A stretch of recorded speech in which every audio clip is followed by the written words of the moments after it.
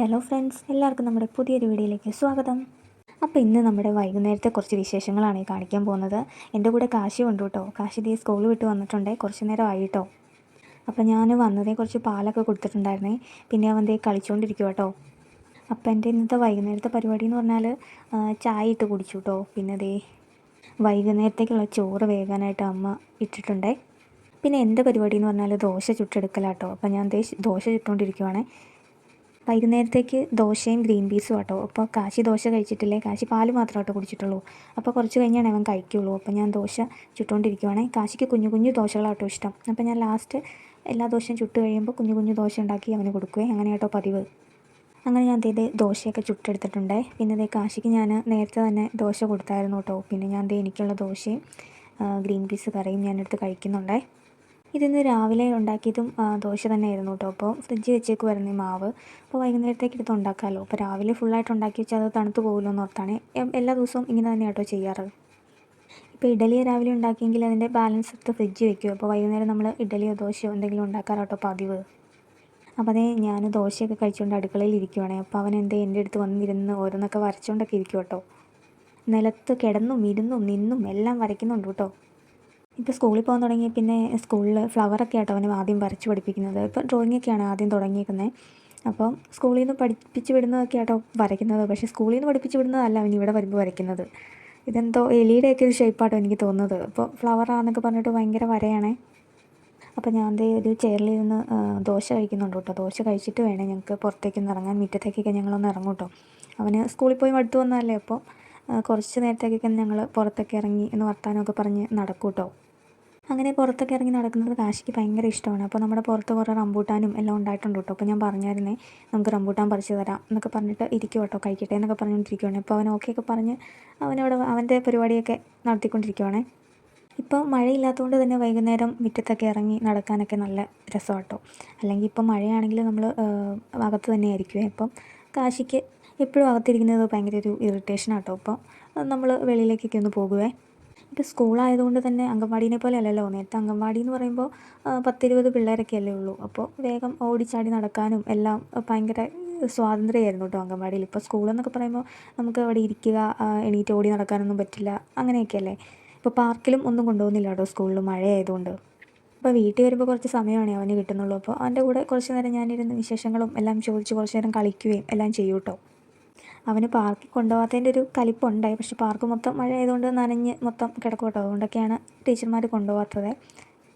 സ്കൂളിൽ നിന്ന് വന്നു കഴിഞ്ഞാൽ കാശിക്ക് കുറച്ച് ടൈമായിട്ടേ കിട്ടുള്ളൂ. രാവിലെ ഒരു 9-10 ആകുമ്പോൾ വീട്ടിൽ നിന്ന് പോയാലും 3:30 3:45 ആകുമ്പോഴാട്ടോ വീട്ടിലെത്തുള്ളൂ. പിന്നെ ഫുഡൊക്കെ കഴിച്ച് കുറച്ച് നേരം TV ഒക്കെ കണ്ട് പുറത്തോടെയൊക്കെ നടന്ന് കുളിച്ച് ചോറൊക്കെ കൊണ്ട് കഴിയുമ്പോഴത്തേക്കും രാത്രിയാവും കേട്ടോ. പിന്നെ കിടന്നുറങ്ങും.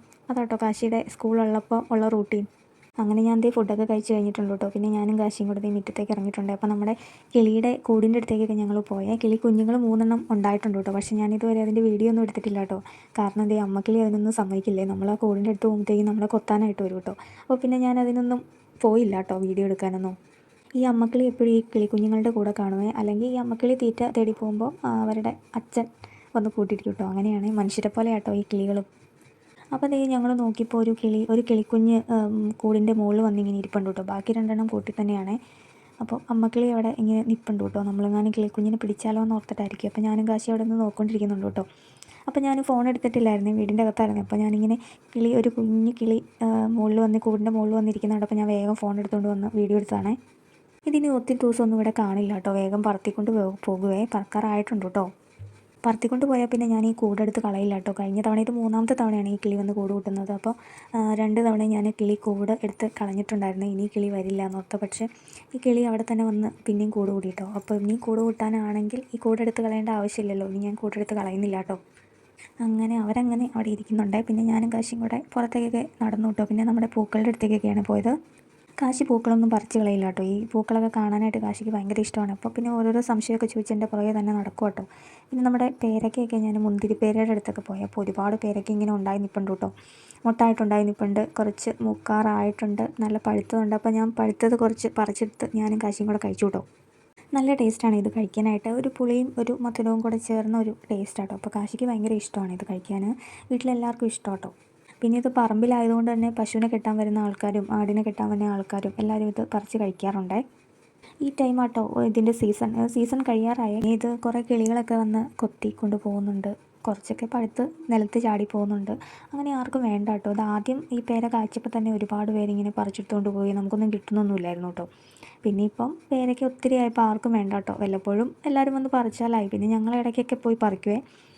എപ്പോഴും ഒന്നും ഇല്ല കേട്ടോ, ഇടയ്ക്കൊക്കെ. കാശിക്ക് അങ്ങനെ വേണമെന്നില്ല കേട്ടോ. ഇപ്പോൾ റംബൂട്ടാൻ്റെ സീസൺ ആയതുകൊണ്ട് തന്നെ കാശിക്ക് റംബൂട്ടാനാട്ടോ ഇഷ്ടം.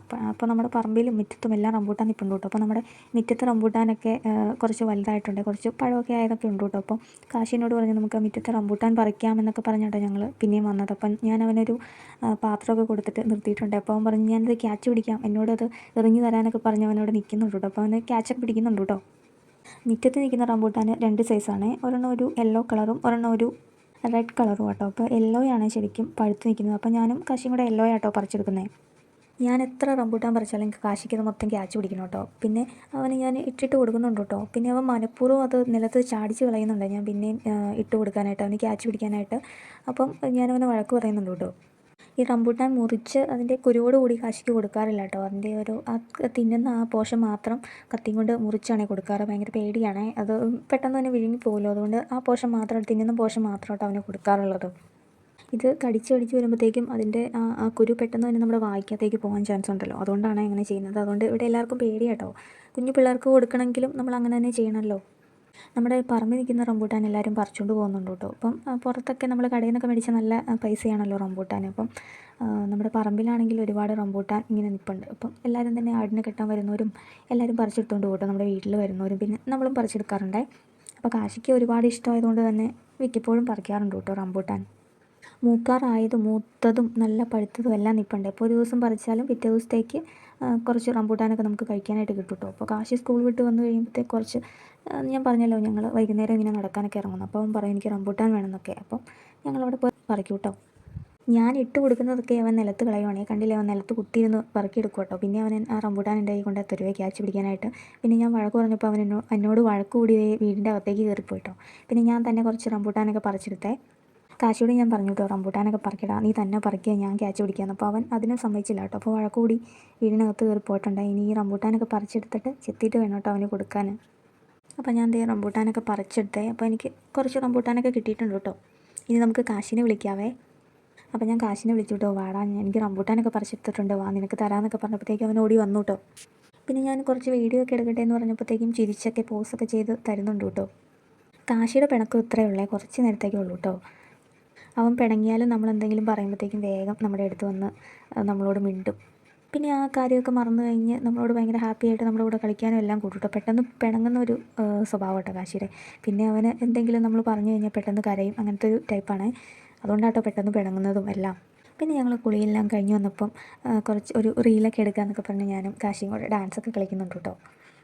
പറഞ്ഞു കൊടുക്കുന്ന പോലെ എല്ലാം ചെയ്യും. അവന് ഭയങ്കര ഇഷ്ടമാട്ടോ റീലൊക്കെ ചെയ്യാനായിട്ട്. കോമഡി ആയാലും പാട്ടായാലും ഡാൻസ് ആയാലും എല്ലാം ഭയങ്കര ഇഷ്ടമാണ്. അപ്പോൾ സ്കൂൾ വിട്ട് വന്നിട്ടുള്ള കാശിയത്തുള്ള വൈകുന്നേരം ഇത്രയൊക്കെ ഉള്ളൂ കേട്ടോ. അപ്പോൾ വീഡിയോ ഇഷ്ടപ്പെട്ടാൽ സപ്പോർട്ട് ചെയ്യാൻ മറക്കല്ലേ. അപ്പോൾ ഇതുപോലുള്ള പുതിയ വീഡിയോസുമായിട്ട് ഞാനും കാശിയും വരുന്നതായിരിക്കും കേട്ടോ. അപ്പോൾ പുതിയൊരു വീഡിയോ ആയിട്ട് കാണുന്നവരേക്കും ബായ്.